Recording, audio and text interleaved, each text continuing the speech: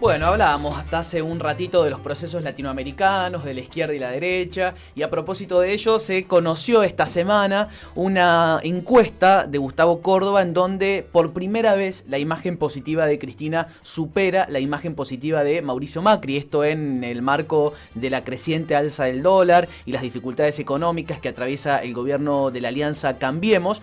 Los datos indican que Cristina está teniendo una imagen positiva del 48.1%, que supera en 6 puntos a la de Mauricio Macri, que se ubica en el 41.9%. Y de igual modo también, en términos de la imagen negativa, Macri acumula un rechazo del 55.1% contra el 48.9% de Cristina, teniendo en cuenta esto que la imagen de Mauricio, la imagen positiva con la que empieza el gobierno Mauricio Macri fue muy alta y se combinaba esto con un alto rechazo a la imagen de Cristina. Bueno, los procesos actuales, sobre todo en cuanto a la macroeconomía, están alterando un poco los datos estadísticos.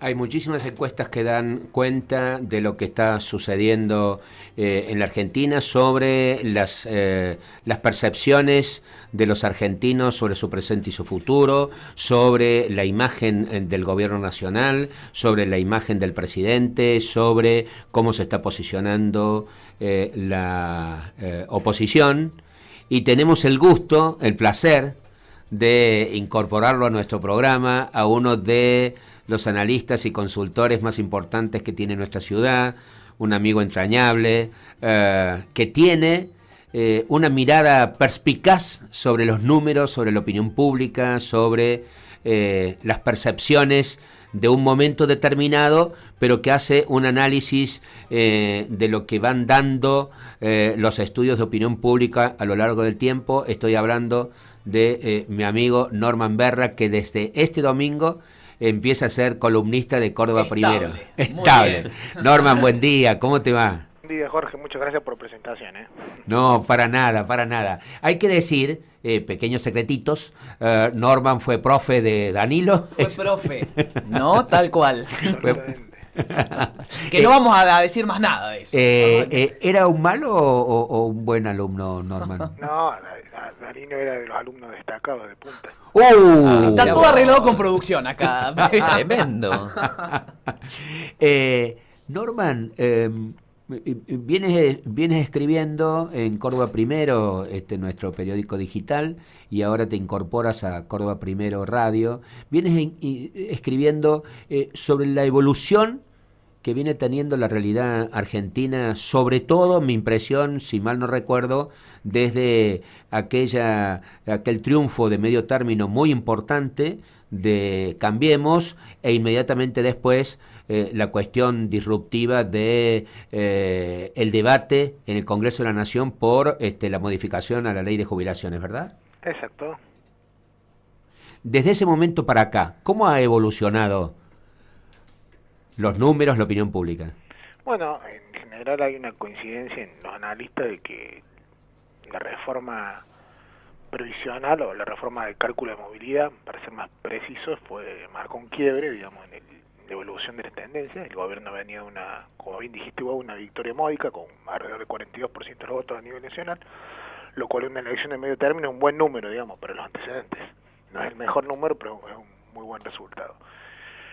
Luego de esa victoria lanza una especie de agenda de reformismo permanente que se etiquetó en ese momento, donde uno de los protagonistas era la jubilatoria y la laboral era otra. Y bueno, en diciembre se generó una reacción muy muy desfavorable en contra del cálculo de movilidad jubilatoria, con movilizaciones callejeras, algunos episodios de violencia incluso, y en ese momento empezó un declive de la imagen del oficialismo, pero fundamentalmente, y acá estaría el punto de quiebre, de las expectativas, porque el gobierno ya había atravesado otros problemas otros periodos de crisis de imagen y de aprobación, pero había logrado mantener las expectativas altas, digamos, sobre la promesa de un segundo semestre, de que el sacrificio momentáneo de una cierta circunstancia iba a ser premiado después, y en ese momento hubo un quiebre en las expectativas fundamentalmente, o sea, empezaron a ser las expectativas mucho más pesimistas que optimistas. Y eso es el motor que nunca el gobierno logró volver a prender y por el cual todavía estamos viendo esta crisis de imagen que ya lleva un semestre largo, ¿no? Y lo que yo apuntaría a la introducción que hicieron ustedes es que en realidad ya había encuestas que habían mostrado una mejor imagen de la expresidenta que del actual presidente. Puntualmente, Ricardo Rubiera y Asociado en junio encontró que la imagen positiva de Cristina, la expresidenta, era del 55%, perdón, la positiva era del 43% y que la negativa era del 55%, mientras que la positiva del presidente de ese mismo mes era de 38 y de 59, es decir, que ya en ese mes había una consultora que había detectado una leve ventaja en imagen a favor de la expresidenta contra el actual presidente, que ahora la encuesta de Gustavo Córdoba y Asociados viene a ratificar, ¿no es cierto? Esto de que la expresidenta Cristina Fernández va incrementando los valores de su imagen positiva, luego que, para no pocos, incluido para quien habla, fue la responsable, no por su responsabilidad personal, pero la responsable de la derrota de su propio proyecto, en el sentido de que muchísima gente votó en contra de Scioli por votar en contra de Cristina, por más que ella no fuera candidata, y que se fue con una imagen muy negativa del gobierno. Este crecimiento de su imagen positiva tiene en cuenta los errores del gobierno, las deficiencias del gobierno, los incumplimientos electorales del gobierno, o también tiene en cuenta la actitud de ella como una de las líderes de la oposición? Intervienen todos los factores que mencionaste. Sin duda, el gobierno ha entrado en un periodo crítico, donde lo fundamental que explica la caída del gobierno es el malestar socioeconómico. Los consultores seguimos un axioma que lo postuló en algún momento Carlos Fara, según el cual las tendencias de opinión pública a mediano y largo plazo, más que los vaivines de la coyuntura, lo construyen las variables socioeconómicas. Digamos, los efectos socioeconómicos de una gestión son los que explican su éxito electoral o su declive electoral. Vale decir, un gobierno no puede construir hegemonía a largo plazo si hay malestar en amplias capas de la población, digamos. Necesita que de mínima algunos bolsones de bienestar. Y lo que estamos viendo ahora es eso. Efectos socioeconómicos de gestión que han generado un malestar socioeconómico que ha generado la caída en los índices de aprobación, en los índices de imagen y la caída fundamentalmente de las expectativas, que lo destacamos como diferencial, ¿no? Porque yo me preguntas hoy, ¿qué es lo diferente de esta crisis de imagen a otras crisis que el gobierno ha tenido? Y las expectativas. Al haberse apagado el motor de la expectativa y no haberlo logrado volver a prender, hace que el gobierno no pueda salir de la crisis. Hoy voy a preguntar a los argentinos qué expectativa tienen a futuro y son mucho peores que las que venía teniendo en 2016 y 2017. Entonces, en la medida en que el gobierno no logre recrear expectativas nuevamente, es muy difícil que logre salir de la crisis. Y con respecto a la imagen de Cristina, vos diste en el clavo, hay un componente fundamental que tiene que ver con que cuando un gobierno entra en crisis en los sectores electorales gravitantes que definen una elección en función de una crisis también socioeconómica, es decir, crisis sociopolítica y socioeconómica, se reposiciona a aquellos dirigentes que tienen una mirada más opositora, por encima de los dirigentes que uno podría llamar opoficialistas, digamos. El año pasado, si uno mira el resultado electoral, vos tenés un 42% que votó Cambiemos a nivel nacional, primera minoría, y un 25% que votó kirchnerismo, Unidad Ciudadana y aliados. Vale decir, el que eligió oficialismo, eligió oficialismo, y el que eligió oposición, eligió oposición. Todas las opciones oficialistas estuvieron muy lejos de las dos primeras minorías. Y eso es lo que estamos viendo ahora en este momento, digamos. El oficialismo está retrocediendo sobre la base de su núcleo duro, digamos, retrocediendo del 40% hacia el 30%, y lo que está sucediendo es que la principal oposición, que es la Unidad Ciudadana, con Cristina como figura estelar, se está reforzando en su condición de principal alternativa al gobierno, y hay un run no escrito ahí diciendo que, bueno, claramente la opción de Cristina candidata depende del agravamiento o de mínima de la estabilidad de estas condiciones críticas, ¿no? Si el gobierno lograra mejorar, probablemente Cristina no sería la carta a jugar por la oposición el año que viene. Norman, justamente a propósito de esto, hay un discurso latente que se viene dando desde la última parte del gobierno de Cristina, que es que el tiempo político de Cristina ya pasó. Y después aparecen números como estos y análisis como estos, y uno inevitablemente tiende a preguntarse cómo, más allá de los números, qué lectura cualitativa tiene que hacer uno del escenario, pensando de cara también al 2019, cuál es la perspectiva política, no de Cristina estrictamente, sino del Frente para la Victoria, y de Cambiemos respecto a estos nuevos números que empiezan a marcar la nueva coyuntura. Es una pregunta muy buena. Lo que digo yo siempre ante las consultas periodísticas es que a los dirigentes los jubilan los electores, no los otros dirigentes. ¿Se entiende? Sí, sí. Digamos, Urtubey, Massa, Randazzo, y siguen las firmas, pueden legítimamente aspirar a jubilar a Cristina porque en la medida en que ella tenga vigencia, las perspectivas de crecimiento de ellos son menores. Pero no son ellos los que van a decidir si Cristina sigue siendo un actor político gravitante o no. Son los electores. Y el año pasado, 37% de los electores de Provincia de Buenos Aires eligieron a Cristina. Está bien, uno dice, bueno, pero perdió la elección contra Burrich, que es un dirigente menor. Sí, claro, pero tiene 37% de los votos en la provincia que tiene 37% de los electores de total nacional.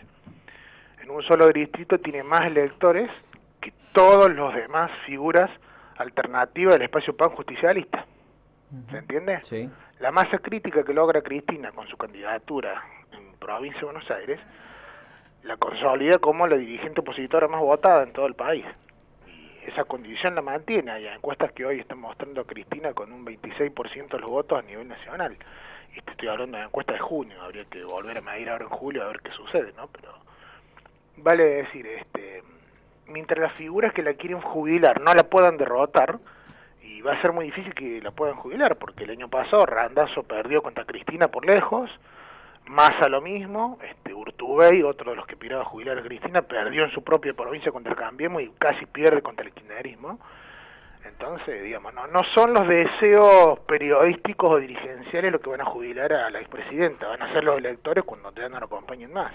Hablando de electores, Norman, uno, leyendo números también, ve que más allá de el volumen electoral de la provincia de Buenos Aires y de la ciudad autónoma de Buenos Aires, Cava, tanto la imagen de Cristina en Santa Fe, en Córdoba, en Mendoza, en Tucumán, distritos muy importantes, esa imagen de la expresidenta es menor.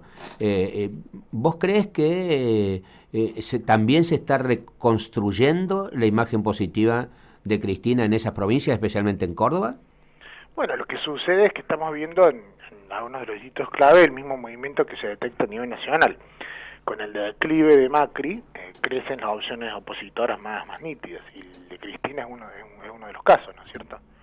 Entonces estamos viendo el mismo movimiento, que en algunos casos es más sensible el movimiento y en otras cosas es más leve. Nosotros en la jerga decimos, bueno, a veces un movimiento es estadísticamente significativo y a veces no. ¿Qué quiere decir esto? Que si yo tengo una suba de imagen de Cristina o una caída de Macri, digamos, por contraste, dentro del orden de los 3 puntos, esto Danilo se va a acordar porque lo decimos mucho en clase, bueno, digo, a ver, esa variación no es estadísticamente significativa. ¿Por qué? Porque tengo un error muestral de 3 puntos promedio, supongamos. Entonces, a ver, de mayo a junio me subió Cristina y me bajó Macri 3 puntos. Y bueno, eso estadísticamente no es significativo. Pero no es significativo en medición a medición. Si yo a lo largo de un año, en mes a mes, tengo 3 puntos, a lo largo de un año acumulé mucho más que 3 puntos. Entonces ahí ya empiezo a tener significatividades. Entonces lo que estamos advirtiendo en las mediciones es esto, ¿no? Un declive del oficialismo, que en algunos casos es un declive nítido de mes a mes, supongamos que hay 5 puntos, decimos, bueno, ahí la variación sí es significativa, en otros casos un poco menor, y los mismos movimientos a veces de ascenso en Cristina, que la confirman como la dirigente opositora más nítida, ¿no? Es el principio, insisto en un concepto que es, como apuntaron ustedes, más cualitativo que cuantitativo. A la hora de la nitidez, Cristina es una opositora nítida y Macri y Vidal, digamos, como plan B, son oficialistas nítidos. Y las actitudes electorales se construyen sobre la base de la nitidez. ¿Por qué? Porque Cristina no le puede sacar votos a Macri, ni Macri le puede sacar votos a Cristina. ¿Por dónde crece cada polo? Y sacando votos del medio, que son aquellos ni cristinistas puros, ni macristas puros. Y esos son los oficialistas. Ahora, ¿cuál es el problema? Que los oficialistas, al ser menos nítidos, tampoco pueden sacarle votos a Cristina o votos a Macri. Digamos. Es más fácil que Cristina y Macri saquen votos de la cantera del medio y crezcan a costa de esa cantera del medio, que lo contrario. Por eso decimos que se están recreando las condiciones de una polarización de cara al 2019. Una polarización que el año pasado fue simétrica, pues fue una primera minoría con el 42 y una segunda con el 25, pero que sobre la base de este desgaste oficialista está inaugurando condiciones para que el núcleo del 42 se retraiga hacia el 30 y que el núcleo que casi llegó al 30 se acerque cada vez más al 30. Entonces cuando vos tengas dos núcleos, el 30 y 30, y vas a tener una polarización casi simétrica perfecta en una elección que encima en Argentina la presidencial está casi predeterminada a 2 vueltas mínimas, porque vos tenés la PASO, las primarias que son en agosto y después tenés la primera vuelta. ¿Se entiende? O sea, ya en la PASO vos vas a saber quién fue el primero y quién fue el segundo. Y eso muy probablemente recree las condiciones de una polarización. Norman, muchísimas gracias y bienvenido a Córdoba Primero. Muchísimas gracias a ustedes y estamos en contacto, por supuesto, para cuando haga falta. Buen día, Norman Berra, consultor, analista.